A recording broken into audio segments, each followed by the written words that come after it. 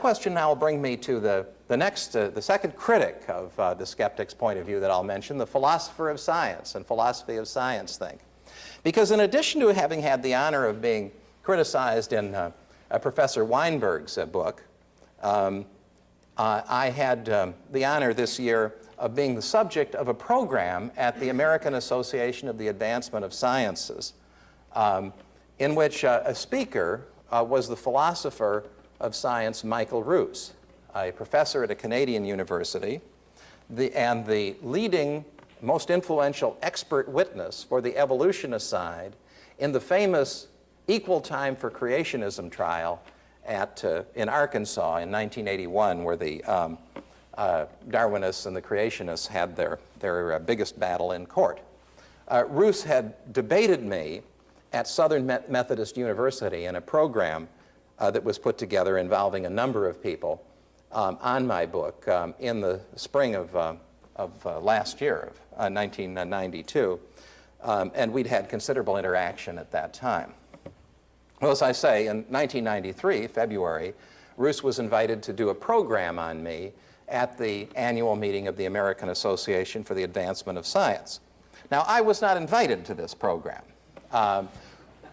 With respect to the AAAS, I am in the status not so much of a scientific examiner as a laboratory animal, I think, a subject of experiment and comment, but not one who is invited to participate in it. But friends of mine were at the gathering. The gathering was tape recorded for sales. It wasn't anything that was at all private, and I received a transcript of the entire thing within hours. And it was fascinating because Professor Ruse at this gathering said, first engaged in some of the ritual Johnson bashing that was expected of him, but then very shortly into the program he changed direction enormously. And he told the gathering that in the first place that he had had a very interesting time at the debate at Southern Methodist University with me and the other persons there who were participating, and that he had found that while it was easy to hate creationists in the abstract, as he calls everyone who dissents from the purely naturalistic and paradigm of Darwinism, he found it hard to dislike us in person, that we seemed almost disconcertingly friendly and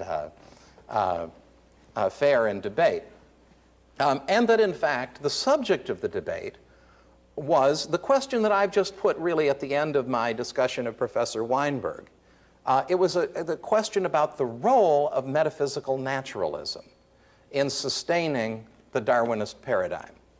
That is to say, the question which was put and which we debated for 3 days at Southern Methodist was, is a belief, a pre-existing belief in metaphysical naturalism, a necessary component of the Darwinian evolutionary theory?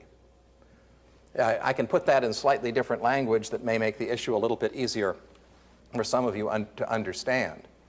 You might say, if we agree that there is no God, then we agree, don't we, that nature had to have the resources to do its own creating, because there wasn't anything else. And if you make that starting point assumption, you'll agree that, well, something very much like the Darwinian theory of evolution must be true, as it's sort of the best guess anybody can make about how you can do all that creating without a creator. But suppose that you're a person who isn't willing to make that assumption. That's the assumption of metaphysical naturalism. Nothing but nature exists. Suppose you think that there is a creator, there is a God, or at least that there might be one. In that case, do you have any good reason to believe that a creator would necessarily have proceeded on the basis of an accumulation of random genetic changes through natural selection? And the answer that I made and a number of us made was no. The evidence doesn't support that things happened that way once you allow an alternative to the blind watchmaker thesis to come under consideration. What Ruse said almost a year later in Boston at the AAAS convention was, after having thought the matter over, he thought that he'd been perhaps rather naive at an earlier period in his life when he thought that the only reasonable thing to do was to accept the Darwinian theory as factual, that now he was inclined to agree that it involved an essential metaphysical component, naturalism. Essentially, that our side was correct in that debate, and that you had to be committed to metaphysical naturalism to find Darwinian evolution convincing. I'm told that when he finished his remarks and finished saying this, there was a stunned silence at the meeting. And I know that his remarks were greeted with great shock because I recently read an account of this meeting. It was a whole morning session at which a number of people spoke on related topics. Ruse was the most noted speaker of the group, but not the only one on the program. And an account of the entire program was published in the Times educational supplement of the London Times just last week. It's a very lengthy account, and it describes in detail which was said by each one of the speakers. And it doesn't have a single word about Ruse's lecture or that he appeared. And in light of the fact that he is by far the most prominent person who appeared there, and also the only Englishman at an American gathering, he's an Englishman who's teaching at a Canadian university, the fact that he disappeared entirely from history has a decidedly Orwellian flavor to it. And I can't wait to hear from Michael what he thinks about this when I bring it to his attention. Now, so essentially, I want to give Ruse credit. Essentially what he was doing is owning up to an intellectual problem that I think he's absolutely right about. That is that the confidence that Darwinian evolution is the answer for how we got here is a deduction that one arrives at from the platform of metaphysical naturalism. If there is no creator, then something like that must have happened. But if one does not make that conclusive presumption, then it seems rather more that what the Darwinian theory is the best guess that has been able to be made by a scientific community which is very eager to provide an answer to the question of how we got here, an answer that excludes a God, and very anxious to hold on to that answer, but an answer which in fact is in conflict with the evidence at so many points that there's no reason for most of us to believe that it's true. Now, I've given you the skeptic think, and I've given you the reductionist think, and I've given you the philosopher of science think on this. Let me conclude by answering briefly the question, what should we make all of this? How is this important to us, and what does all this mean to most of us? Well, I might start with a quotation from one of my Berkeley colleagues, a famous philosopher of science named Paul Feyerabend, something of a radical in that profession, who remarked once, he said, "Scientists are not content with running their own playpens in accordance with what they regard as the rules of the scientific method. They want to universalize those rules. They want them to become part of society at large. And they use every means at their disposal, argument, propaganda, pressure tactics, intimidation, lobbying, to achieve their aims."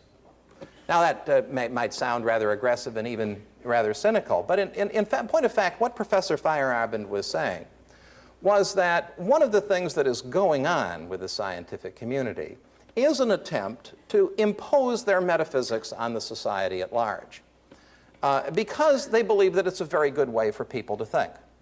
Professor Weinberg is very explicit about this. So is Professor Ruse, by the way. So is Professor Gould. So are many others. That is to say, Professor Weinberg writes in his book, in discussing why it's so important to educate people about science, that he hopes that they will come to an understanding that the world is run by impersonal forces, that we are here as a result of impersonal material forces that care nothing about us, and that this will get rid of religion, which he regards as equivalent to superstition, and we'll all be better off. This will make humanity at least more rational than it is, if not completely rational. Now, that's an interesting proposition. And what it shows, I think, is that the program of science, of the kind of science that aspires to tell us the history of the cosmos, is a program that all of us have a stake in. because it's tremendous importance to us to know the correct answer to questions like, are we here as a result of the action of a creator? Or are we here as a result of material purposeless processes? We want to know the true answer, not to shield ourselves in some kind of an illusion. But we don't want to be misled by scientific authorities who want us to believe one answer to that and who shape their evidence so that it can only support that answer. I think we want to know and should want to know whether, in fact, the evidence of science, fairly evaluated, supports this reductionist naturalistic program. It seems to me that it does not. In fact, it's a faith which is in search of confirmation and which, because of that, has been greatly misleading to people who think they are hearing the objective voice of science. Now, it's tremendously important then that we be able to ask questions, that we be able to challenge the reigning philosophical points of view that authorities like Michael Ruse have agreed are there, philosophical assumptions that some of us might not share, might not want to make. But one of the problems is there's an authoritarian aspect to a certain kind of scientific thinking. Professor Weinberg, for example, believes that it is no business of citizens to ask about the religious implications of science, even though he himself asks this in a chapter called What About God? And lays down this law. Time magazine comes out with a cover story in December of this year, the Christmas issue, asking the question, what does science tell us about God? And the answer it gives is plenty and more all the time. That we are to take our knowledge of ultimate issues of where we came from science, but according to many of the scientific authorities, we are not allowed to question the assumptions that generated those answers. Now, I think that this is a line that the scientific world will not be able to hold. I'd been hoping that it would be a part of the outcome of my own work, that open and fair and honest discussion of the metaphysical biases and assumptions of the Darwinian project, and now, as I see, of the reductionist scientific project at large, will become possible. And I see that that is beginning to happen. And as that becomes possible, it's going to be tremendously important that as many people as can do so in the universities, as many students among those who are here and others as can do so, learn to understand those questions and learn to understand what the philosophical assumptions are so that they can participate in that discussion. Because, you know, we're entering into a new century. We're entering into a time when many of the old answers are crumbling all over the world. We're entering into a time in which very new ways of thinking will be necessary to preserve civilization from certain anarchic and disruptive influences that are even now tearing it apart. And a new century will have new kinds of knowledge and new kinds of scientific thinking. There's no reason to assume that the dogmas that dominated the 20th century will necessarily and always dominate the future of science and the future of thinking. So we're in a very exciting time. I'm excited to be participating in opening up the issues, and I'm very glad that all of you came to discuss these subjects with me, and I'm looking forward to any of the questions that you want to ask now in the remaining time. Thank you very much.